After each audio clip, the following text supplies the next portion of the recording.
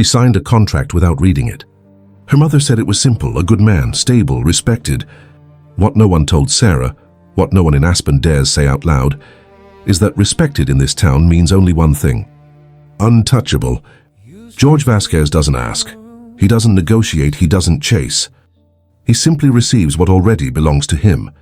And now, in the eyes of everyone who matters in this mountain, Sarah belongs to him. The question is, does she? Or did she just sign her way into the most dangerous love story of her life? If you're new here, subscribe, hit the bell, and tell us in the comments, where are you watching from?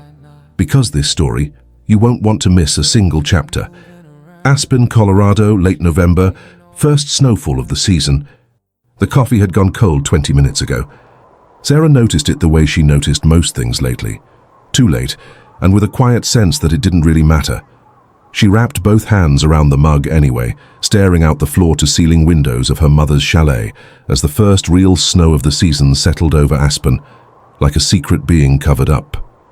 Outside, the mountain was perfect, white and unbothered, the kind of still that made you forget for exactly 3 seconds that your life was quietly unraveling.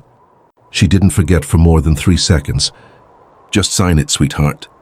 Her mother's voice shifted into that tone she reserved for closed conversations, smooth, certain, wrapped in silk. Elena Mercer had perfected the art of making requests sound like gifts. Sarah had been falling for it her whole life. Mom, I haven't even read it. It's a formality, a standard engagement agreement. You know how these things work in certain circles. Certain circles. That was how Elena referred to everything she couldn't say directly. The art dealers who paid in cash, the investors who never showed up to their own fundraisers, the men who drove black SUVs with tinted windows up and down Highway 82 at hours when normal people were asleep. Sarah had grown up on the edge of those circles, close enough to feel the warmth, never quite inside. She looked at the papers on the kitchen island. 12 pages, dense, single-spaced, formatted like something a law firm in New York had spent a week crafting. There were tabs where she was supposed to initial, a pen placed beside them at a careful angle, the way a sommelier places a wine glass. Intentional, deliberate, an invitation that wasn't really optional. Who is he? Sarah asked. Her mother smiled. You've seen him before, he lives on the ridge. The ridge? That was what the locals called the stretch of private estates above the Roaring Fork River, the kind of property that didn't show up on public records, the kind of addresses that got whispered rather than typed. Old money didn't live on the ridge. The ridge was something else entirely. Mom, his name is George Vasquez, he's 34, Does he know I exist? Eleanor set her own mug down with the precision of someone buying time. He requested you specifically. The room shifted, not physically, but something in the air changed, the way air changes before a storm rolls in over maroon bells, that particular pressure drop that the tourists never feel, but the locals always do. He requested me, Sarah repeated, flat, testing the words, like I'm something on a menu. Like you are someone worth choosing, her mother said quietly. There's a difference. Sarah looked at the papers again, at the pen, at the mountain beyond the glass, indifferent and immense. She had been unlucky in love. That was the polite way people put it. 3 relationships in 6 years, 3 men who had loved the idea of her more than they'd ever loved her.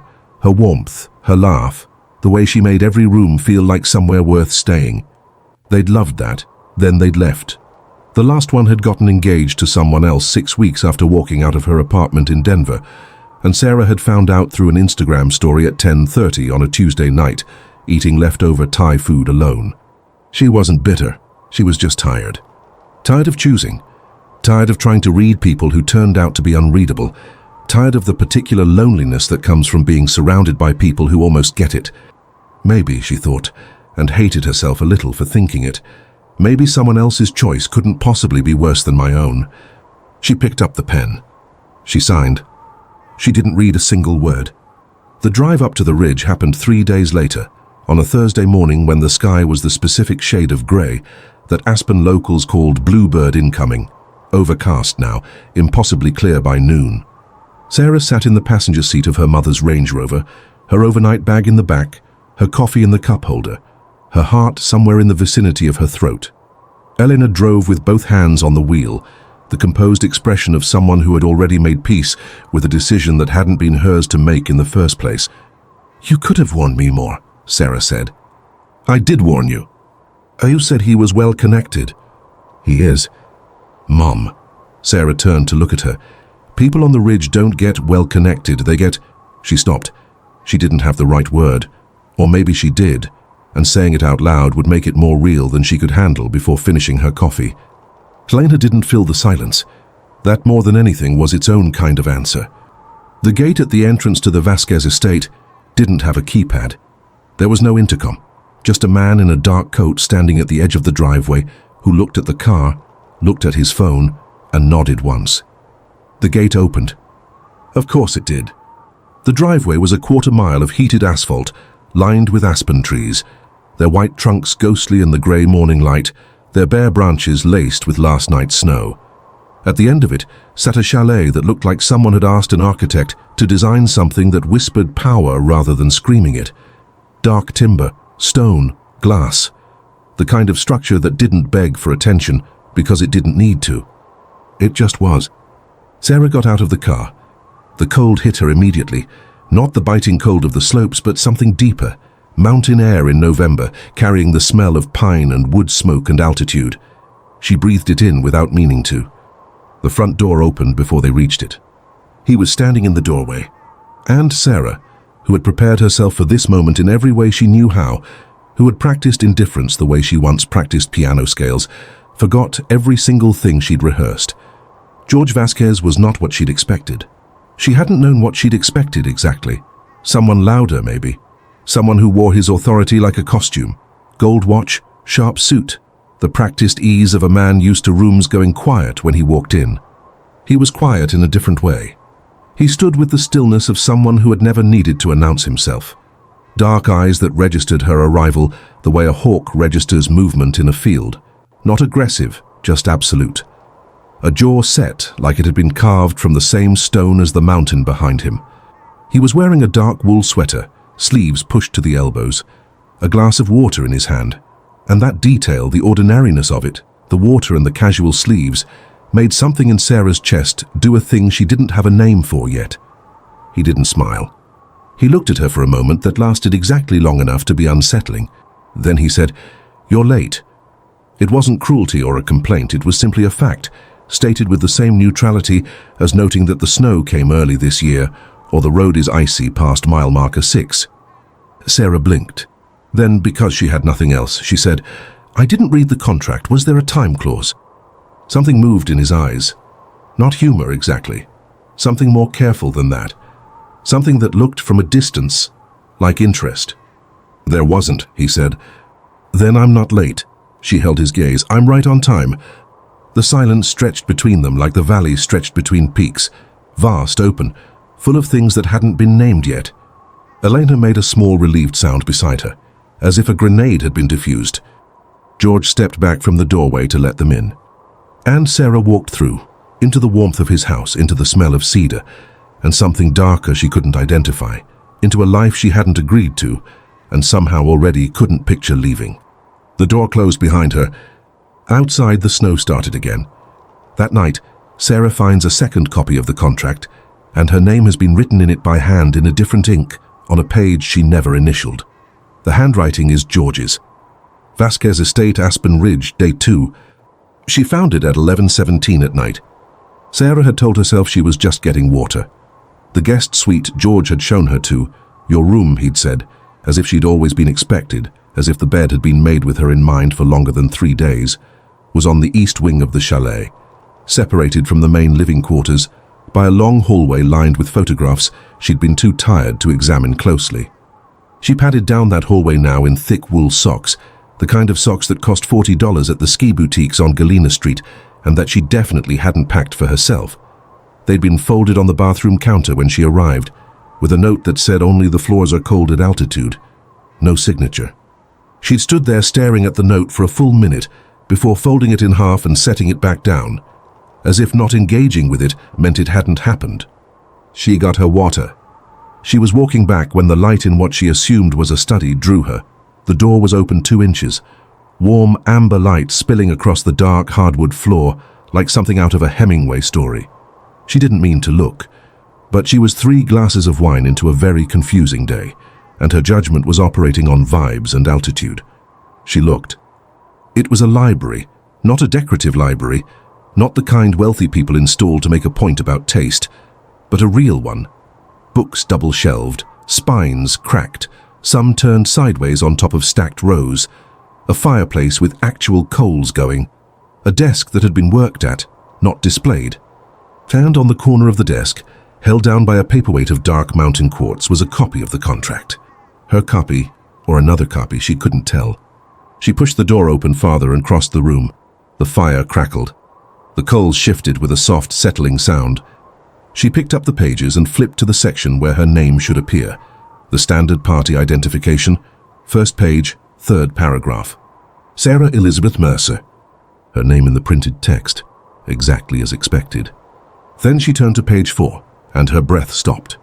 There in the margin, in handwriting that was precise and unhurried, the handwriting of someone who wrote by hand often and with intention, was a note.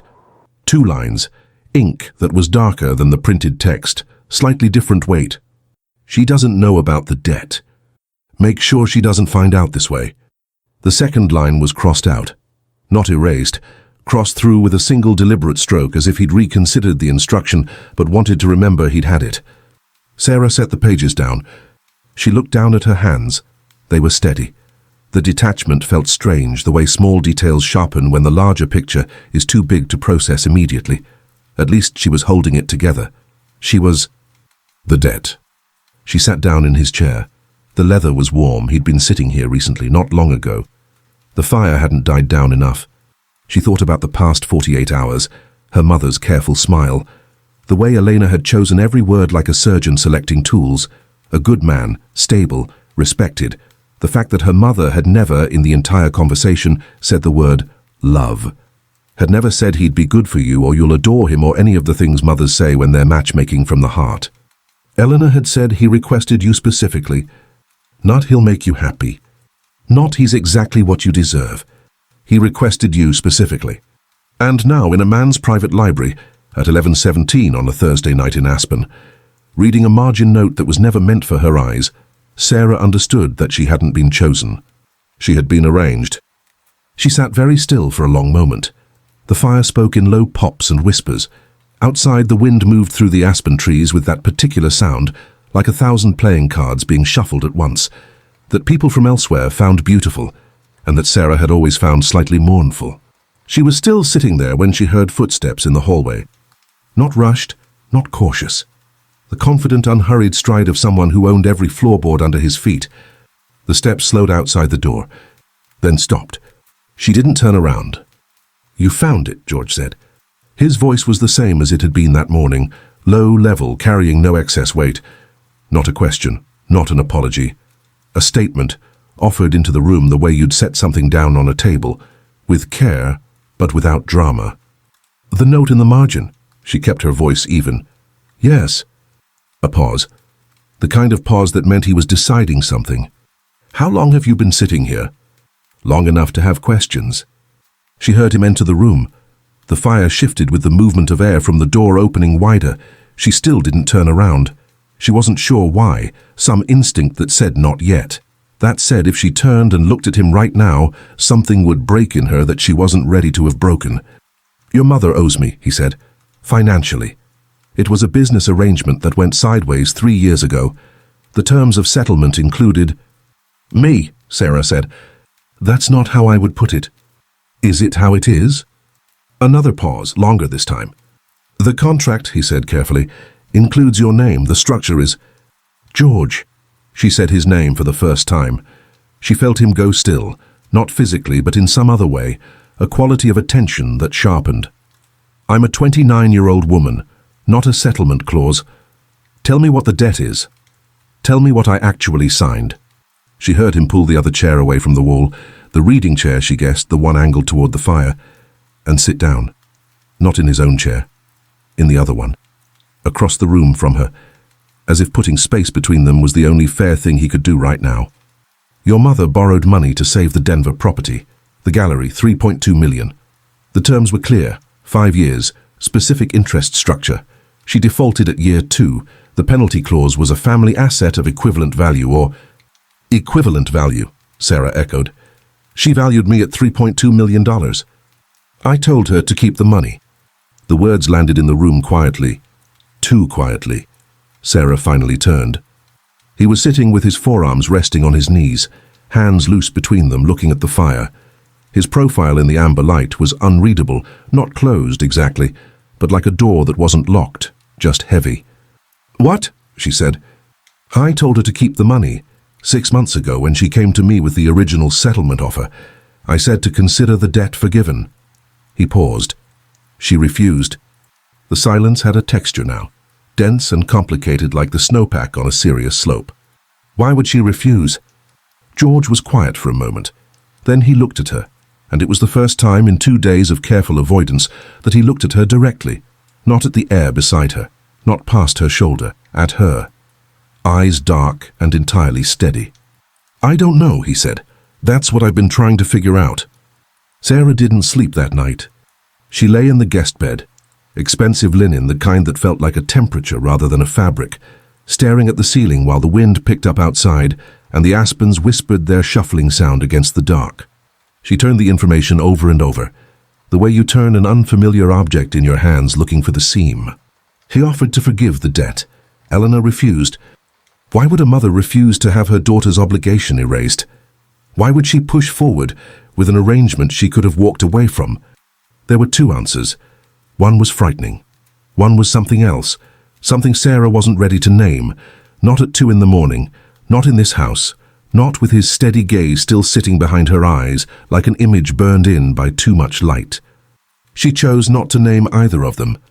She chose instead to think about the wool socks, about the note that said the floors are cold at altitude, about the fact that he hadn't written "I told your mother to forgive the debt" on a margin of the contract for her to find. He'd written "she doesn't know" and crossed it out. As if he'd decided she deserved to find out herself. As if he'd trusted her to handle it. Why, she thought. Why would you trust me? You don't know me. But the more unsettling question, the one that chased her into an uneasy, thin-altitude sleep just before 4 in the morning, was different. How did he know I could handle it? At breakfast, George receives a call. His entire demeanor shifts. The controlled stillness cracks for 1 second. When he ends the call and looks at Sarah across the table, he says only, "Don't leave the property today." And she realizes, for the first time, that the contract wasn't meant to trap her. It was meant to protect her from something she still doesn't know about. Vasquez Estate, day 3, early morning. Aspen in winter morning smelled like altitude and cedar smoke, the silence of a town that had turned inward for the season, a quiet that felt intentional, curated, like a resort that had learned to breathe slowly. The kitchen in the Vasquez chalet was the kind of room that made you understand how people fell in love with houses before they fell in love with the people inside them. Warm stone counters, a 6-burner range that had been used, stained at the edges in ways that suggested actual cooking, not performance. A window above the sink that framed Pyramid Peak like a painting someone had decided needed no frame. Sarah was on her 2nd cup of coffee when George came downstairs. She heard him before she saw him, the quiet authority of his footsteps, that particular unhurried weight, and something in her back straightened involuntarily, the way a room adjusts when the temperature changes. He was already on the phone. She didn't look up from her coffee. She studied the ceramic of the mug, the way the steam curled upward in a thin ribbon, the way the snowlight through the window turned everything a particular shade of silver white that Aspen people spent thousands of dollars chasing on ski runs and never quite caught. His voice was low, in English but with the cadence of someone who spent equal time in other languages, Spanish underneath it, she thought, and something else, clipped and precise, that she couldn't identify. He was not pacing. He stood at the edge of the kitchen island, one hand flat on the stone, and spoke in 6 words or fewer at a time. "When?" Pause. "How many?" Pause. "Don't move without my confirmation." Then silence, the sound of a call ended. She felt the shift in the room before she looked up.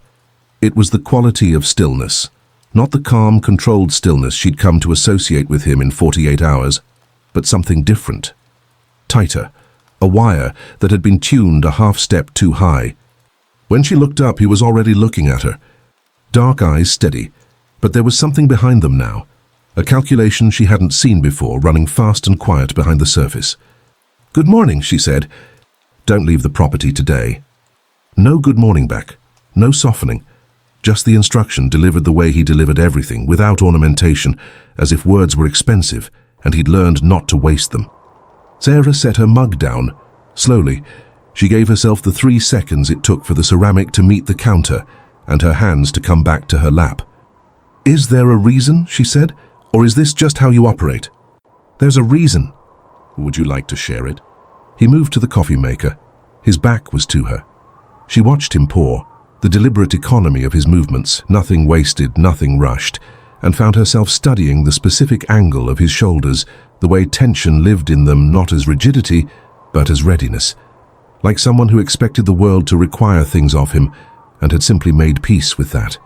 "Someone knows you're here," he said, still facing the machine. "Someone who shouldn't." The morning light shifted, a cloud moving over the mountain, or just her perception of it. "That's not nothing," she said carefully.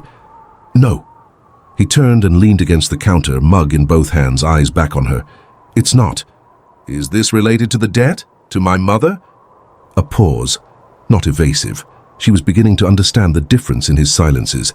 This one was the kind where he was deciding how much to give her, not whether to lie. Indirectly, he said, "George." His name in her mouth again, and again that subtle sharpening of his attention, that micro shift she kept noticing. "I'm not a guest you can manage with half information. I'm apparently contractually linked to your life. I think that earns me full sentences." Something in his expression moved. Not a smile, she hadn't seen one of those yet, wasn't sure if they existed, but something in the neighborhood. A recognition of something. "My business," he said, "operates in certain spaces that attract attention from people who would use someone in your position as leverage."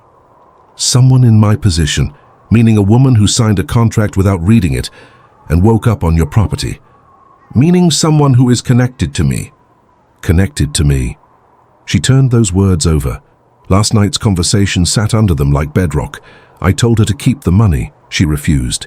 The questions she hadn't been able to answer in the dark. "What would leverage mean in this context?" she asked. "Specifically." He looked at her for a long moment. She held it. She'd gotten better at holding his gaze. It had been unnerving the first day, like standing on a mountain ledge and looking down and discovering with some surprise that you weren't afraid of the height. "They would use your safety," he said, "to get to me."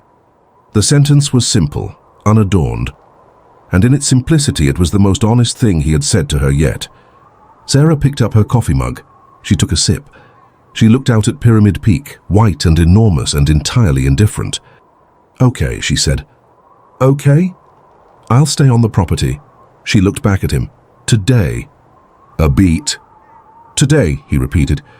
"We can negotiate tomorrow." The thing that wasn't quite a smile moved across his face again, faster this time. "You negotiate," he said, "like someone who reads contracts." "I don't read contracts. I just don't let people manage me with open-ended instructions." He said nothing, but he looked at her, and the looking had a weight to it that was different from the careful, guarded observation of the past 2 days. It was something more direct, something more like curiosity, and less like assessment. He pushed off the counter and moved toward the hallway. At the threshold he stopped, back still to her, and said, "There's a trail behind the north wing. Starts at the tree line and runs to the river. If you're going to be trapped somewhere, it's not the worst place." Then he was gone. Sarah sat alone in the kitchen with Pyramid Peak outside the window, and a feeling in her chest she refused to examine too carefully, warm and inconvenient and entirely unwelcome. "Connected to me," he had said. She was starting to think he'd meant more than the contract. The trail was everything he'd implied and nothing he'd described. It cut through old-growth aspens, not the groomed, resort-adjacent aspens you saw on postcards, but real ones, massive and scarred and silver-white in the winter light, their roots lifting out of the frozen ground like the hands of something very old that had decided to stay. The snow here was deep and untouched. Every step was deliberate. She walked for 40 minutes without a single thought she could name, just the crunch of snow. The cold that sharpened every breath into something useful. The sound of the roaring fork in the distance, lower now in winter, running dark and fast below a skin of ice. She stood at the river's edge and let the cold work on her. He wanted to erase the debt. That kept coming back. Elena refused. Her mother was many things. Careful, strategic, occasionally ruthless in the specific way of someone who had learned that survival required certain sacrifices. But she loved Sarah. That had never been in question. The love was real, even when the methods were complicated. So why? Sarah watched the river move under its ice. A section near the center bank ran open, dark water fast catching the pale winter light and throwing it back in pieces. What does my mother know about George Vasquez that made her decide, despite everything, despite the debt being forgiven, that she wanted me here? The question hit differently when she said it that way. Not, what did Elena do to me? But what did Elena do for me? She stood there for a long time, long enough for the cold to move from her fingers up through her wrists, long enough for the mountain to go from silver to gold as the morning cloud broke and the light changed everything. When she walked back to the house, she found a thermos of coffee on the trail post at the tree line, still hot. No note this time. She stood looking at it for a moment. Then she picked it up, held it with both hands. Let the warmth move through her palms and up her forearms, the way the cold had moved in reverse. He'd watched her leave. He'd timed her walk. He'd had this made and brought out and left without announcement. Not a gesture of power, not a performance. Just attention, the quiet, steady, uncelebrated kind. Sarah walked back to the house with the thermos pressed between her palms and a thought she couldn't outrun. He's been paying attention to me longer than 3 days. That evening, George's second-in-command, a sharp-eyed woman named Danny, arrives at the estate and pulls Sarah aside. She says only 5 words. He chose you 2 years ago. And Sarah finally understands why her mother refused the forgiven debt. Elena didn't want the debt erased. She wanted the arrangement to happen. 2 years ago. Vasquez Estate, day 3, evening. Daniela Reyes arrived at the ridge at dusk. She drove herself. A matte black Range Rover, aspen plates, no visible security. She was maybe 35, with the kind of composed efficiency that suggested she had navigated more difficult rooms than this one before breakfast.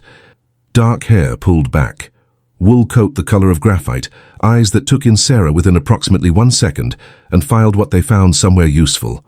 George met her in the entry hall. They spoke quietly, too quietly for Sarah to catch, and the conversation lasted less than 2 minutes before George disappeared into the back of the house and Danny was left standing in the hallway with a glass of Montepulciano from the decanter on the sideboard, looking at the photographs on the wall. Sarah stood at the edge of the living room and tried to decide what to do with her face. "I owe Sarah," Danny said without turning from the photographs. "That obvious? You look like someone trying to figure out whether to trust a room." She turned. The gaze was direct and entirely without malice. "Smart, by the way. Most people decide in the first 4 seconds. You've been considering for 40. I was going for casual. You were going for invisible, different skill set." She took a sip of wine. "Come look at these with me." Sarah crossed the room. The photographs were black and white, some clearly archival, city images, mountain landscapes, a few portraits. She'd walked past them last night without stopping. Now she slowed. The second photo from the left, a gallery opening. Denver from the look of the architecture. People in formal clothes, champagne, the blurred suggestion of expensive art on white walls. In the left edge of the frame, half-turned, was her mother. Elena Mercer, 3 years younger, laughing at something off camera. And behind her, near the far wall, barely in frame, a man in a dark suit standing alone looking across the room. Looking at someone. The photograph was not large enough, and the angle not precise enough to determine exactly who he was looking at. But Sarah knew the quality of that stillness. She'd spent 3 days learning it. "He was at the gallery opening," she said. "My mother's gallery in Denver." "November 2 years ago," Danny said. "The Mercer Collection Winter Show." Sarah said nothing. Her eyes stayed on the photograph. "He doesn't go to events like that," Danny continued, voice steady and matter-of-fact. "He finds them tedious, his word.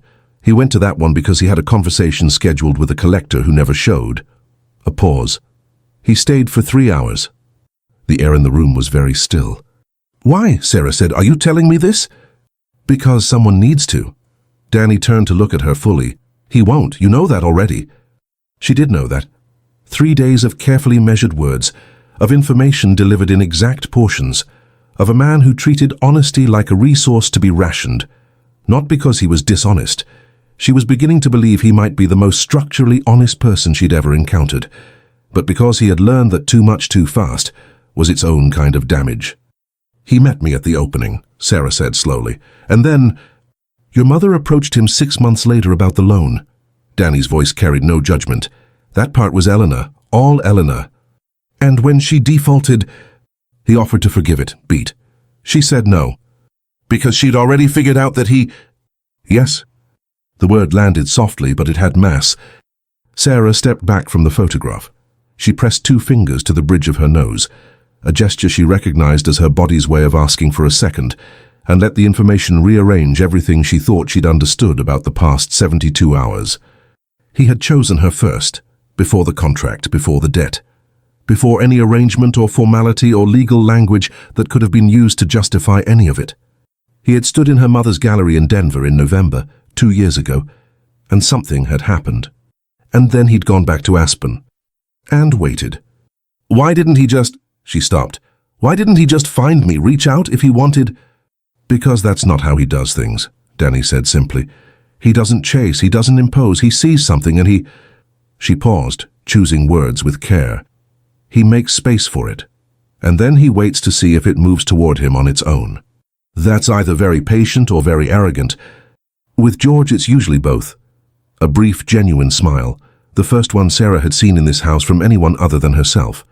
"But in this case, I think it was also—" Another pause, longer. "Afraid." Afraid.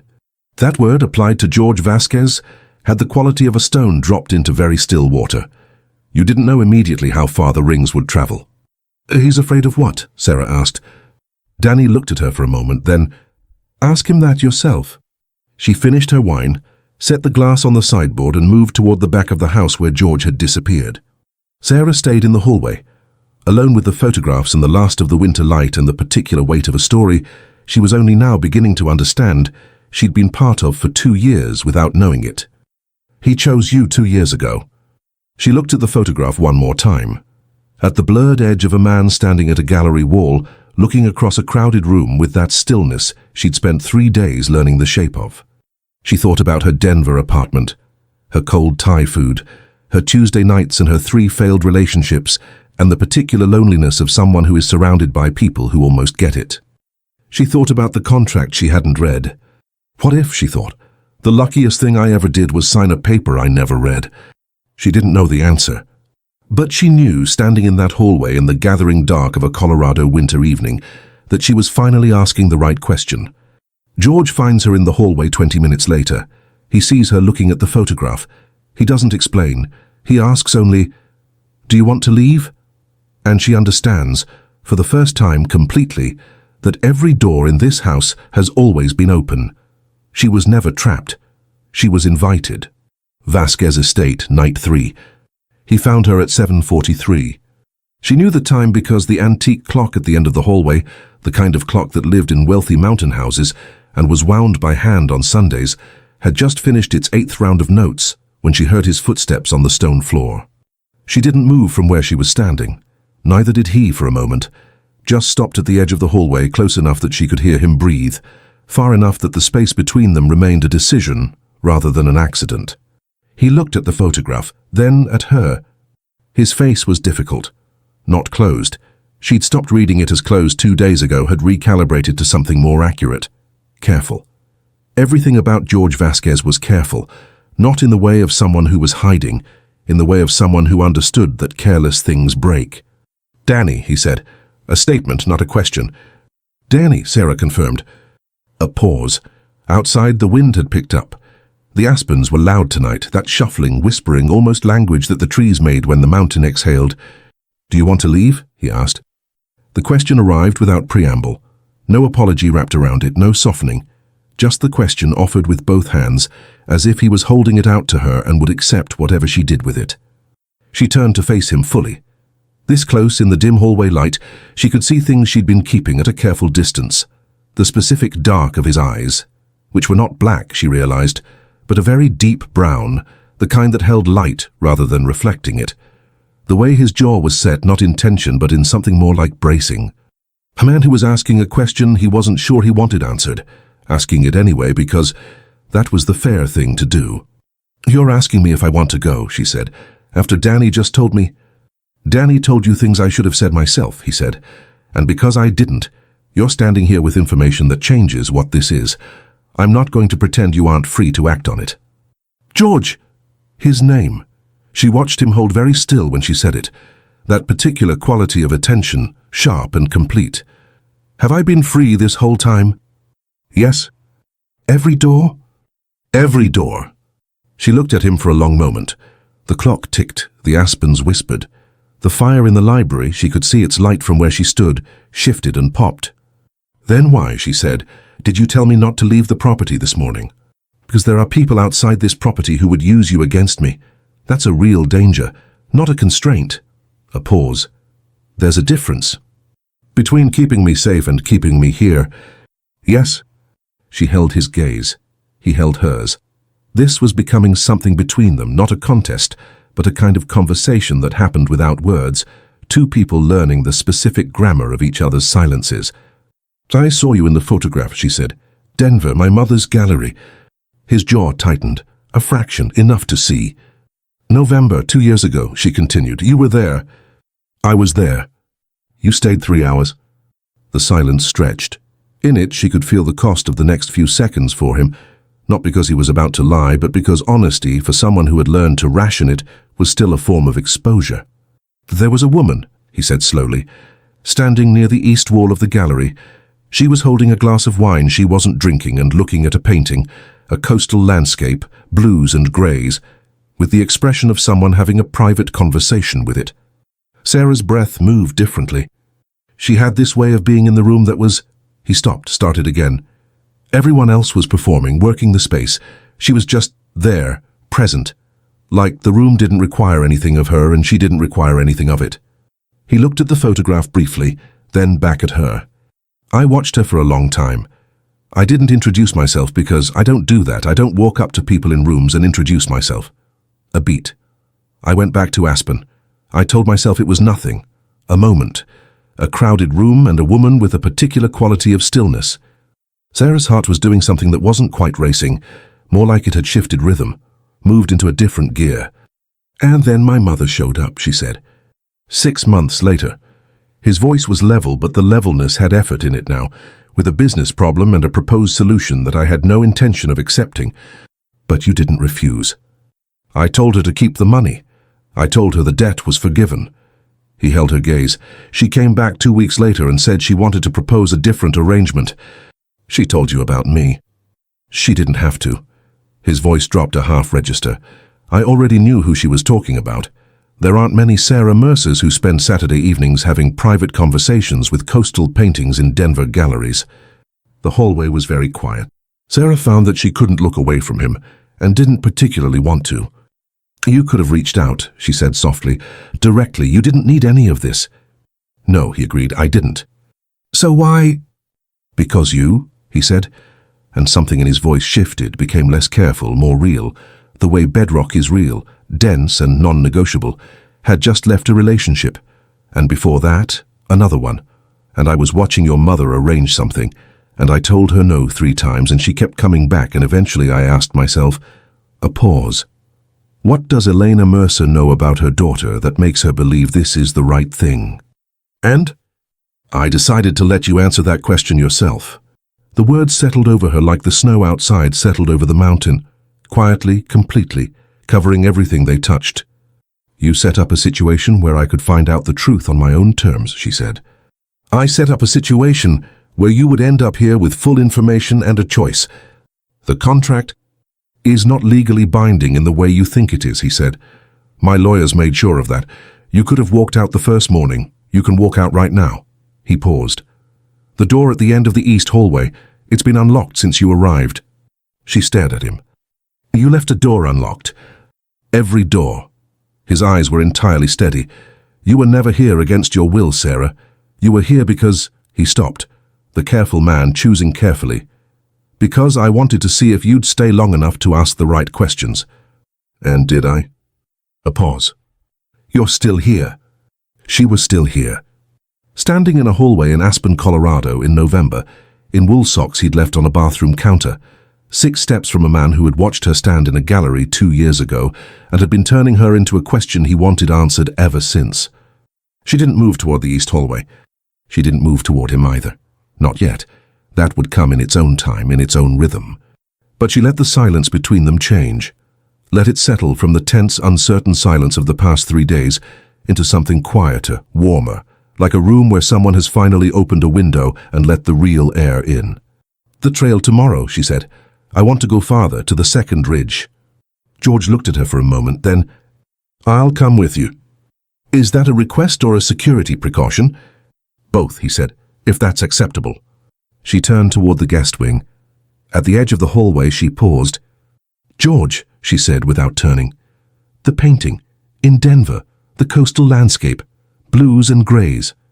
She felt rather than saw his stillness. "I wasn't having a conversation with it." A pause. "I was trying not to cry. My last relationship had ended 3 days before, and I wasn't ready to be at that opening, and I was pretending very hard to be fine." A long silence. "I know," he said quietly. "That was the part that stayed with me." She walked to her room. She didn't cry, but she stood in the dark for a long time, hand pressed flat against the wall, feeling her own heartbeat under her palm like something she was only now learning to pay attention to. In the morning, before the trail, Sarah calls her mother. Eleanor answers on the first ring as if she'd been waiting, and when Sarah asks, "Did you know, Mum? Did you know from the beginning that he chose me?" Eleanor's silence is the longest and most honest answer she's ever given. Vasquez Estate, day 4 before dawn. She called at 5:47 in the morning. The sky outside was still dark. Not the black of deep night, but the particular deep blue of pre-dawn in the mountains, the color that exists in the 20 minutes before the horizon makes up its mind.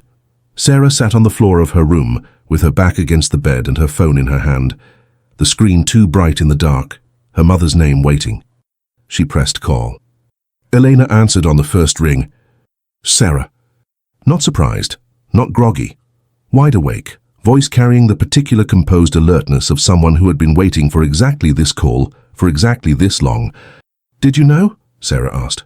No preamble. "From the beginning. Did you know he chose me first?" The silence that followed was 12 seconds long. She counted. Not because she was measuring her mother, because silence, she was learning, had its own grammar, and she was getting better at reading it. Elena's silence wasn't guilt, it wasn't evasion.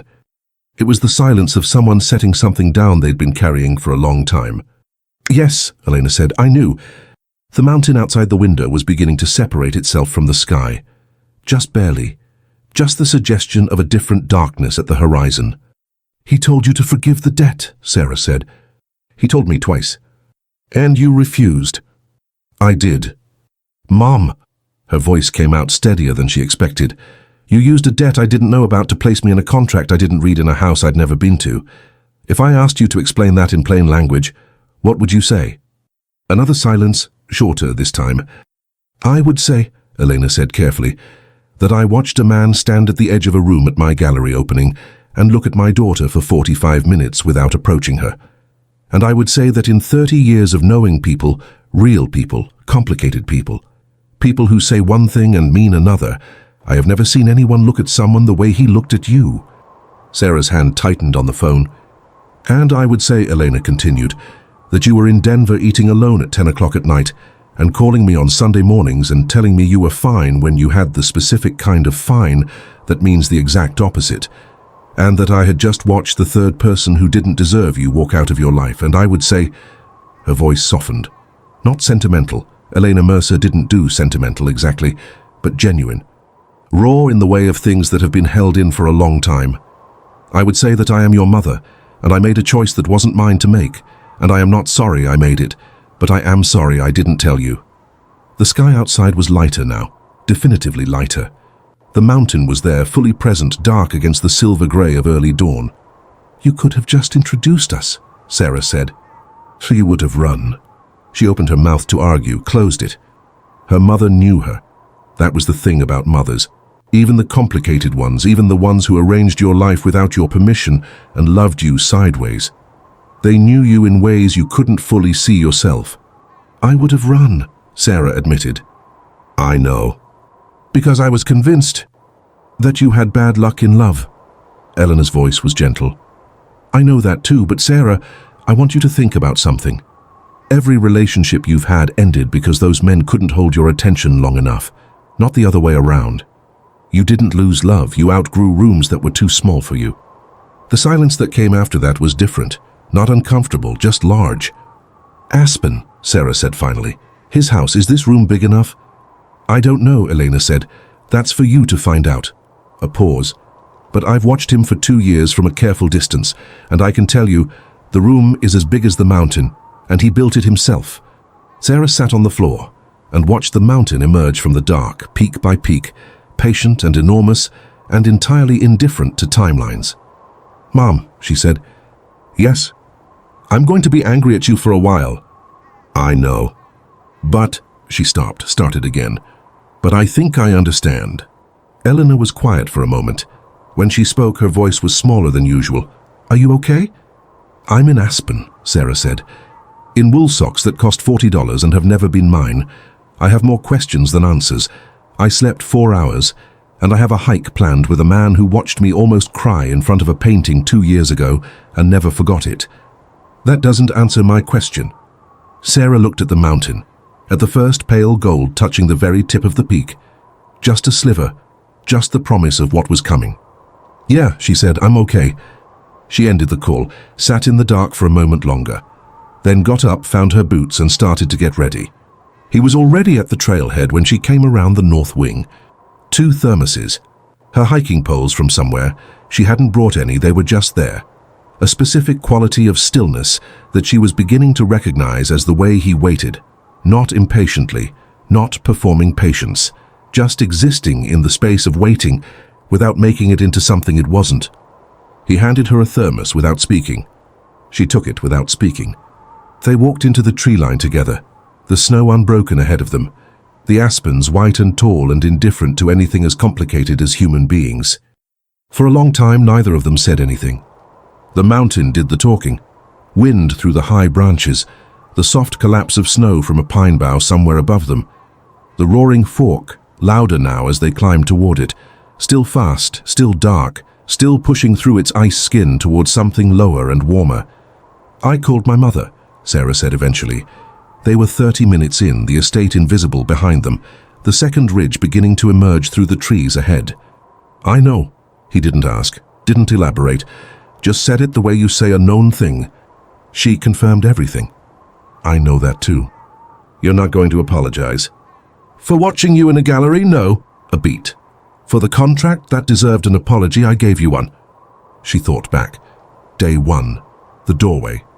He'd said, no, he hadn't said sorry. He'd said, this should have been done differently, which from him she now understood was the equivalent. The way you apologize is very specific, he offered. I was going to say economical. Same thing. She laughed. It came out before she could assess it, quick and real and a little surprised by itself. She heard the sound of it in the cold mountain air, and it felt odd. Not because it was wrong, because she hadn't heard herself laugh like that in a long time. Not performed, not social, just real. George looked at her. Not sideways, directly. The way he always looked, absolute, but with something added.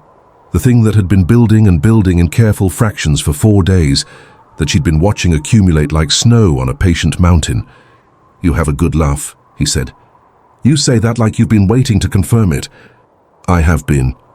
The trail opened ahead of them into a clearing, a wide, flat expanse of unbroken white, ringed by old aspens, with the second ridge rising beyond it and the valley visible below, aspen proper, tiny and glittering in the morning light.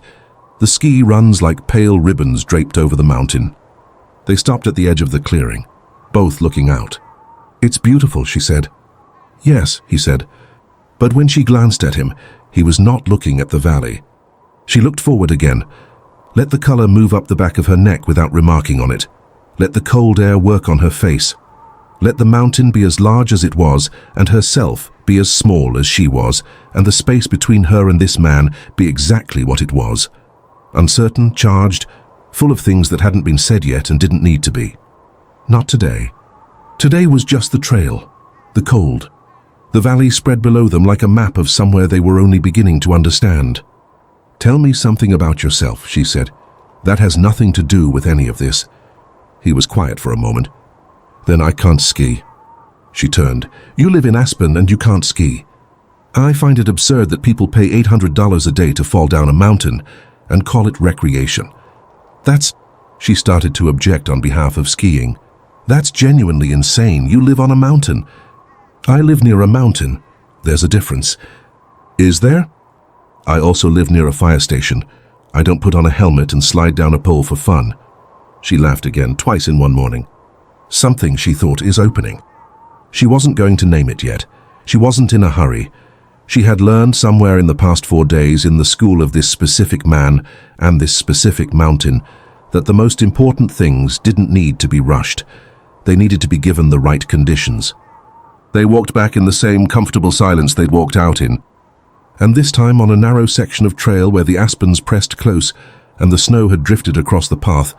His hand found the small of her back for exactly 2 seconds, just long enough to guide her past the uneven ground, and then was gone. She didn't say anything. Neither did he. But both of them walked differently after that, like two people who have agreed without speaking on something important. Back at the estate, Danny is waiting at the door with her face arranged in the specific expression of bad news, being held with professional composure. She says, "There's been a development. Someone broke into the Mercer Gallery in Denver last night. They didn't take anything. They left something behind, a photograph of Sarah, taken here in Aspen, yesterday morning, on the trail. Vasquez Estate, day 4 midday." Danny's face was the kind of still that meant the opposite of calm. Sarah saw it first, before George, who was 2 steps behind her at the estate door, still pulling off his gloves, and the sight of it moved through her the way cold moves through inadequate layers, immediate and specific, settling in her sternum before she'd even processed what she was looking at. "What happened?" George said. Not a question. He'd seen Danny's face before Sarah had somehow, or he'd read the shift in Sarah's posture and drawn the right conclusion. "The gallery in Denver," Danny said. Her voice was even, deliberate. "Last night, 12:47 a.m. "The Mercer Gallery," Sarah said. "Yes." "Is my mother—" "Eleanor is fine. She was home. The gallery was empty." Danny looked at her directly. "They didn't take anything." The unspoken but sat in the air between them like a third person. "What did they leave?" George said. Danny reached into the interior pocket of her coat and produced a photograph, a printed photograph 8 by 10, the kind that required deliberate effort in an era of digital everything. She held it out. Sarah took it. It was her. The trail, this morning. The section where the aspens pressed close and the snow had drifted. She was in profile, thermos in hand, looking at something just off frame. Probably the valley view, she realized, the moment before George had pointed out the village below. The image was sharp, detailed, taken from a distance with good equipment. She was alone in the photograph. George, who had been 2 steps behind her at that point, had been cut from the frame, deliberately, as if the message was specifically about her. Only her. She turned the photograph over. On the back, in block letters stamped in red ink, not written, stamped, the kind that required a deliberate tool. "She doesn't belong on the ridge." Sarah set it down on the entry hall table. Slowly, the way you set down something fragile that you've realized mid-carry has a crack in it. Her hands were not trembling. Again she noticed this, again the detachment. "Who?" she said. George had the photograph now. He was looking at it with that particular quality of attention, everything focused, nothing performed, and his jaw had set in a way she hadn't seen before. Not tension, something harder than tension, something that lived below tension, in the place where decisions get made. "Ricci," he said. Danny nodded once. "Who is Ricci?" Sarah asked. George looked at her, then at Danny. Something passed between them, a question and an answer, wordless, the shorthand of people who have worked closely for a long time. "A competitor," he said finally. "Someone who has been making arguments about territory for the past 2 years. Someone who knows that the easiest way to move me is through—" He stopped, revised. "Through people I care about." People I care about. Sarah filed that sentence in the specific place she was keeping, all the things he said that were dense with meaning and lightly delivered, the place she would return to later when she had room to unpack them. "He had someone on the trail," she said. "This morning, someone close enough to use a telephoto." "I had someone on the trail before this morning," George said. "This was taken with equipment that requires setup, a fixed position. He's been watching the property." "Since when?" "Since we left Aspen 2 years ago on the wrong terms." His voice was even, but underneath it she could hear something she hadn't heard from him before. Not anger, exactly. Something older than anger. "I should have handled that better. I didn't." "I should have handled that better. I didn't, and now you're in the frame." The words landed without drama. That was the thing about him. He didn't dress up accountability. He handed it over plain, the way you hand someone the actual bill instead of rounding down. "So what does Ricci want?" Sarah asked. "He wants me uncomfortable," George said, "and he wants to see if I'll make a mistake." "What kind of mistake?" "The kind where I react before I think." He set the photograph face down on the table, which is what this is designed to produce. Sarah looked at the photograph face down, at the stamp on the back that she could no longer read, but that was sitting in her mind in red block letters like a bruise. "She doesn't belong on the ridge." She thought about the trail this morning, the aspens pressing close, the specific section where the snow drifted across the path, the section where a person with a tripod and a long lens could have set up in the tree line and been invisible in white winter gear. Someone had been there watching, waiting for her to be alone in the frame. "He cut you out of the photograph deliberately," she said. "Yes. Because if you were in it, it would look like a threat to you, but with only me—" "It looks like a warning to you," George said, "to leave, to decide this isn't worth it and walk away on your own, which would accomplish what he wants without him having to—" He stopped. "Without him having to do anything more aggressive," Danny finished. Sarah was quiet for a moment. She looked at the entry hall, the photographs on the wall, the warm stone floor, the amber light from the library, the decanter on the sideboard with Danny's glass still beside it from last night. She doesn't belong on the ridge. She thought about Denver, about her apartment, about Tuesday nights and cold Thai food and Instagram stories at 10:30 p.m., about signing a contract she didn't read because she was tired of making choices that led to the same empty outcome. She thought about wool socks left on a bathroom counter, a thermos on a trail post, a man who stayed 3 hours at a gallery opening for a woman he never introduced himself to. She thought about his hand on her back for exactly 2 seconds on a narrow mountain trail. She looked at George. "He wants me to leave," she said. "Yes." "Then I'm not leaving." The room was very still. Danny made a small sound, not quite a breath, something more like a decision being internally confirmed. George looked at her, that absolute unguarded gaze, the one she'd been watching move through its layers over 4 days, from careful to curious to something warmer than either of those. And now it held something she couldn't name, but could feel. Something that had weight and warmth and the specific quality of a person who has been braced for a particular outcome for a long time and has just been offered the other one. "Sarah," he said quietly. "If I leave because someone left a photograph and a red stamp," she said, "then I was never really here in the first place." She paused. "I'm here. That's my choice. What do we do about Ricci?" Another silence, the kind she'd stopped trying to fill. Then George turned to Danny and said, "Get Marco and Solis on the perimeter. I want the north and east tree lines covered before nightfall." Danny was already moving. "Done." "And call Reyes at the county level. Not officially, just a heads up." Already drafted the message. She was out of the room. George turned back to Sarah. They were alone in the entry hall, the afternoon light coming through the high windows at a low winter angle, turning everything it touched to pale gold. He didn't say thank you. He didn't say you don't have to do this. He didn't give her a speech about risk or choices or the complexity of his world. He said, "There's a fireplace in the east sitting room that hasn't been used this season. I'll start it. You've been in the cold all morning." That was all. She followed him.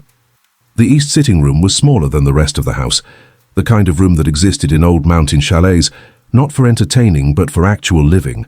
Bookshelves, 2 armchairs positioned at a specific angle to the fireplace that suggested they'd been placed by someone who sat in them regularly and had adjusted the angle over time. A side table with a lamp that gave warm, low light. A window looking out at the north tree line, now golden in the afternoon sun. George crouched at the fireplace with the ease of someone who'd done it 1,000 times. She watched the economy of his movements, no wasted motion, no performance, and thought about what Danny had said. He makes space for it, and then he waits to see if it moves toward him on its own. "Can I ask you something?" she said. "Yes." "At the gallery in Denver, you watched me for 45 minutes. Approximately. The fire caught. He stayed crouched for a moment, watching it take hold, then stood and moved to the second armchair without claiming the first one, offering her the choice of seat. "And you went back to Aspen?" "Yes."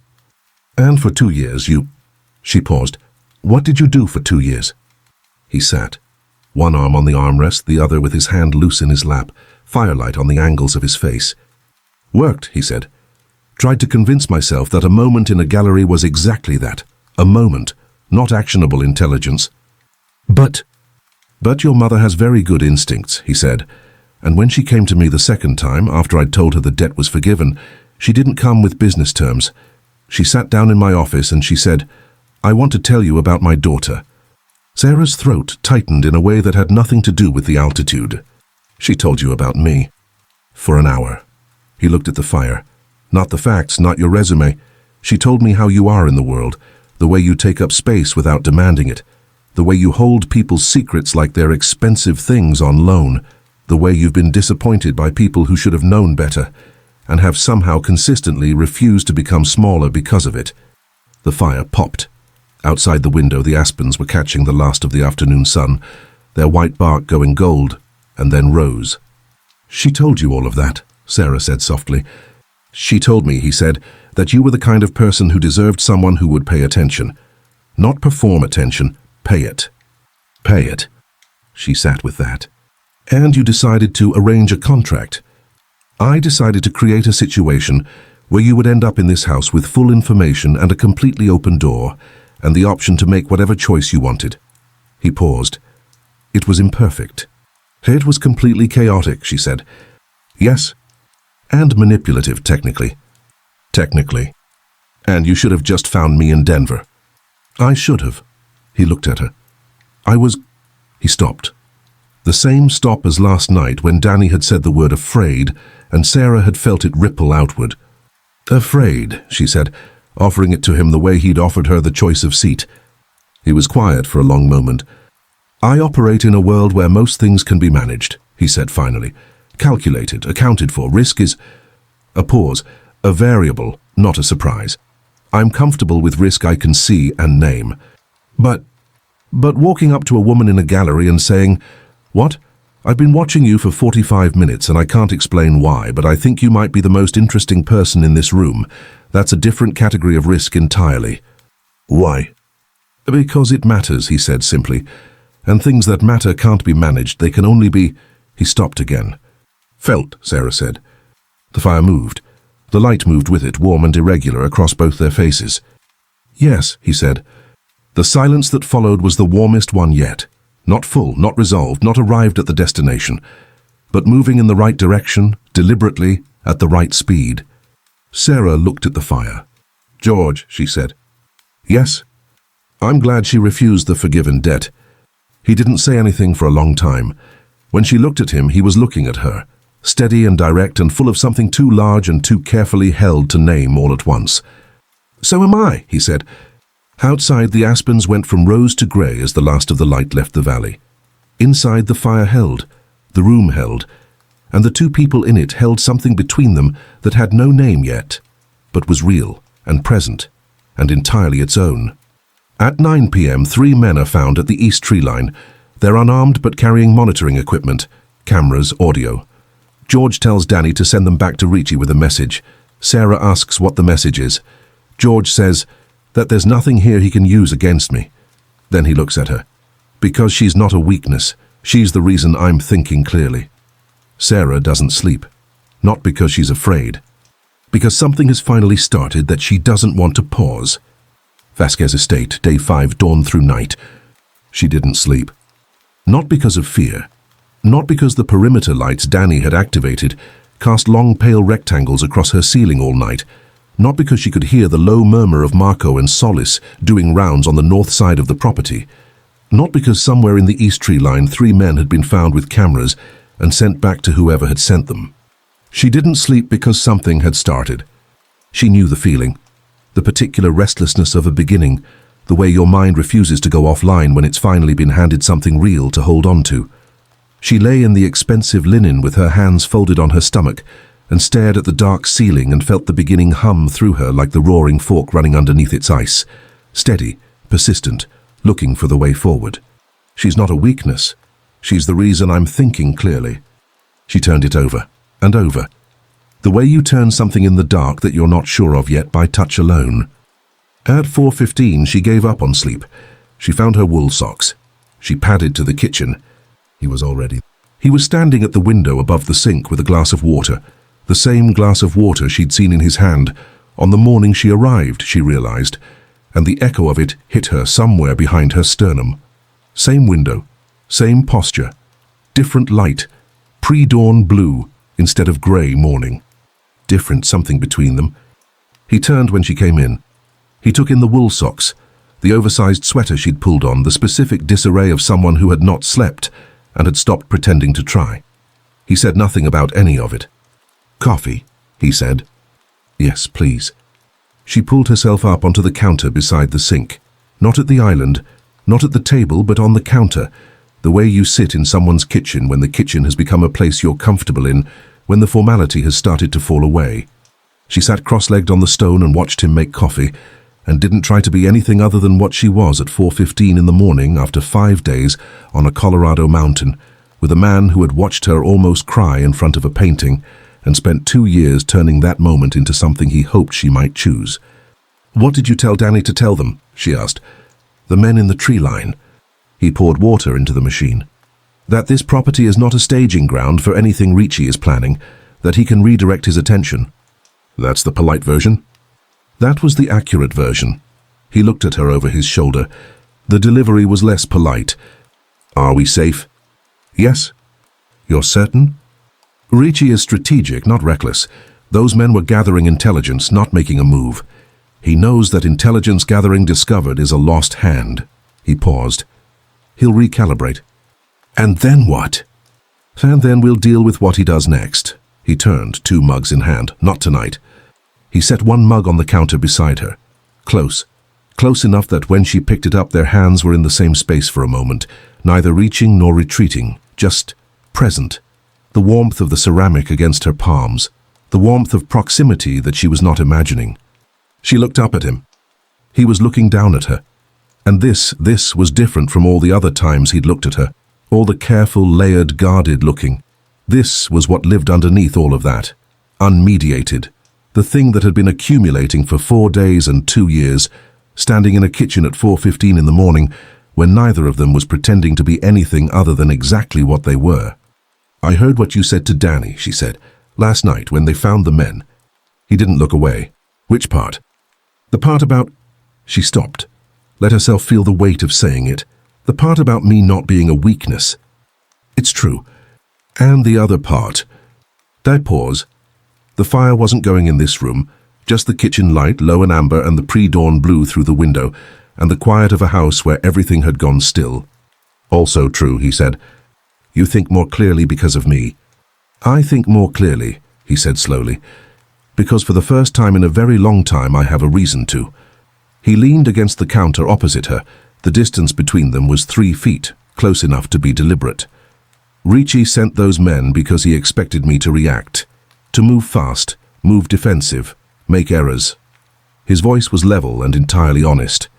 "He's watched me operate for 2 years, and he knows that I don't," a pause, "have much to protect. That everything I do is calculated for the organization, clean, strategic, impersonal." "But now," Sarah said, "but now there's a variable he hasn't accounted for." "Me." "You." His eyes were steady. "And what he doesn't understand, what he calculated wrong, is that having something to protect doesn't make you reactive. It makes you precise." She held that. Precise. She thought about 5 days of careful, measured, unhurried movement, about doors left unlocked, about forgiven debts and $40 wool socks and a thermos on a trail post, about a man who had seen her across a room 2 years ago and had spent every day since then making space rather than making demands. "You're not afraid of him," she said. "No." "You're not afraid of anything, are you?" He was quiet for a moment, then, "I'm afraid of exactly one thing." She waited. "Handling this badly," he said. "You. This." A gesture, small, economical, encompassing the kitchen and the mountain and the 5 days between them and everything still unnamed. "I've managed complicated situations my entire adult life. Difficult people, high stakes. I don't lose sleep over any of it." He looked at her. "I lost sleep over whether you would leave the first morning." The kitchen was very quiet. She set her mug down on the counter beside her. Her hands found her own knees, a grounding gesture, something to hold on to while she navigated the feeling that was moving through her like altitude, like the first real breath after a long time at the wrong elevation. "I didn't leave," she said. "No. I'm not leaving." "Sarah." "I'm not leaving," she said again, quieter, more certain. The kind of certain that doesn't need volume because it's coming from somewhere deep and structural.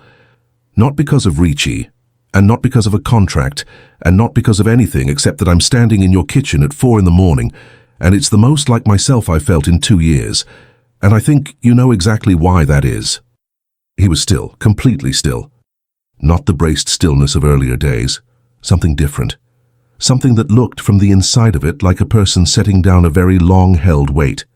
He closed the 3 feet between them in one motion, not rushed, not hesitant, and stood directly in front of her, and she looked up at him from the counter, eye-level close, winter mountain close, 2 years of patience close. He brought one hand up and set it gently against the line of her jaw, just his hand, just the warmth of it, his thumb tracing a single slow line across her cheekbone as if he was memorizing the geography of her face by touch. "I have been waiting a long time to do that," he said quietly. "Just that," she said.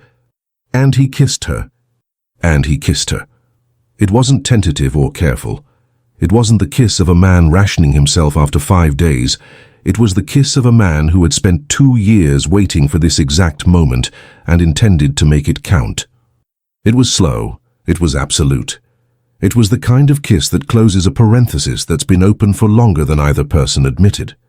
She felt the warmth of it move through her from the contact point outward, through her jaw, down her throat, into her chest, into the cold mountain quiet she'd been carrying for too long. When it ended, he rested his forehead against hers, his hand still at her jaw, her hands finding his wrist, not pulling him away, anchoring. 2 years, she said softly. 2 years, he confirmed. That's a long time to wait. You were worth the specific length of it. She laughed. The third real laugh in 48 hours, and the best one. It moved out of her warm and full and entirely surprised by how good it felt. He pulled back just far enough to look at her. His face in the kitchen light was the most open she had seen it. Not unguarded in the way of someone who has lowered their defenses, but open in the way of someone who has decided, finally and completely, that the right person is standing in front of them, and there is no longer any reason to maintain the distance. "George," she said. "Yes?" "I want to read the real contract, all 12 pages, everything it actually says." Something moved in his eyes, warm and complicated and a little bit undone. "Tomorrow." "Tonight." "It's 4:30 in the morning." "Then we have time." He looked at her for a long moment. Then he nodded once with the quiet finality of a man who knows when he's been outmaneuvered and finds, to his own surprise, that he doesn't mind at all. He went to his study to get the contract. She stayed on the counter, hands wrapped around her mug, and looked out at the mountain, now barely visible in the pre-dawn black, just the suggestion of its mass against the sky, patient and enormous and entirely certain of itself. She'd been unlucky in love. That was the polite version, the version she'd told herself for 6 years, the version that made the Thai food and the Tuesday nights and the Instagram stories feel like fate rather than what they actually were, the slow, accumulating result of choosing rooms that were too small. This room was the size of a mountain, and she had signed her way into it without reading a single word. The contract, when she finally read it, contained 17 clauses she hadn't expected. The last one was a single sentence, added in a different font than the rest, clearly inserted after the original draft. All terms of this agreement are secondary to the discretion and full consent of Sarah Elizabeth Mercer, whose decision alone constitutes the binding nature of this contract. She read it 3 times. Then she looked at him across the desk. "You built an exit clause into my own contract," she said. "In the last revision," he said, "the one I did myself." "Why?" "Because the only version of this that was ever worth anything," he said quietly, was the one you chose. Outside, the aspen dawn was coming, slow and golden certain, the way the best things come, not in a rush, not with announcement. Just light, moving steadily over a patient mountain, finding every surface worth finding. Inside, in a study lined with real books and warm with fire and coffee, and the particular atmosphere of two people who have found, against significant odds and through a spectacularly imperfect process, exactly what they were looking for. Sarah Elizabeth Mercer read every word and chose to stay. You stood in a room full of strangers, like you belonged to none of it. Blue and gray on a canvas trembling, and I watched you try not to feel. The world kept moving around you, champagne noise, polite applause, but you were somewhere quieter, where the ocean meets the sky.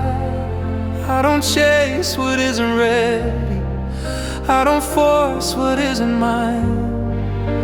So I built a door instead of a cage, and I gave you time. The door was always open, the lights were always on. You were never trapped in my world, you were free all along. And I would wait a lifetime if that's what it took for you to walk across the silence and choose me too. Snow fell soft on the mountain, like secrets we didn't say. You signed a name you never read, but your heart was wide awake. Wool socks on cold floors, coffee left by the trail. I didn't need to call it love to know I'd already fallen. Some things can't be managed, some risks can't be controlled. But you were never leverage, you were something I could hold.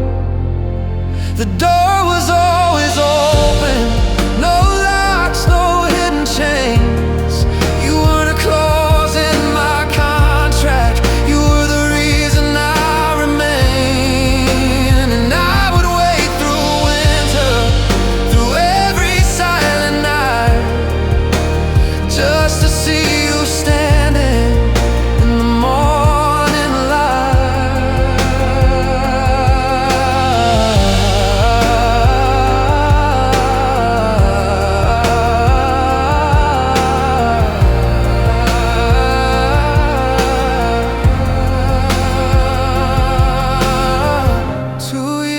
Quiet waiting, one moment in your eyes. A mountain doesn't chase the sky, it just lets it rise.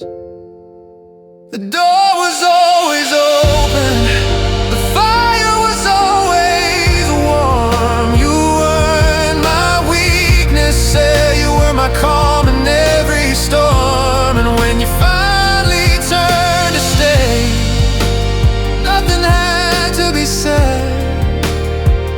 You chose the room, you chose the mountain, you chose me instead.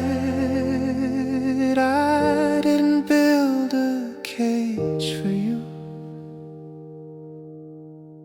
I built a place to begin. And I knew one day